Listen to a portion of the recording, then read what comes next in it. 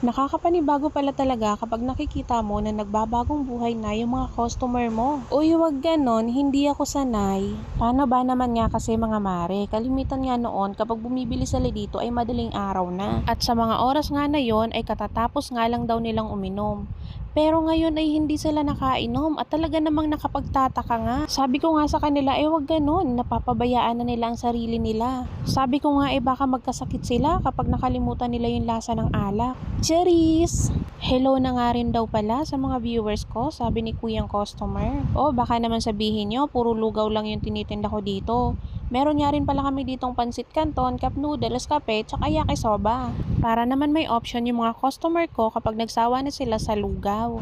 Ang pinaka-blockbuster nga pala dito sa akin mga mare, maliban sa overload tsaka goto with lechong kawali, ay itong plain goto with chicharon. Mabalik na nga muna tayo dito sa aking ginagawa mga mare dahil meron nga nag-take out dito na goto with puso. Bagong customer nga pala itong nag-take out, so hoping na sana nga ay magustuhan niya itong timpla ng ating paninda. Dahil nga kapag nagustuhan niya ang timpla ng ating paninda, I'm sure na isasama niya rito ang kanyang mga kakilala. At sigurado nga na dadami ng dadami ang makakaalam sa ating gotohan. So ayun na lang muna mga mare, see you tomorrow!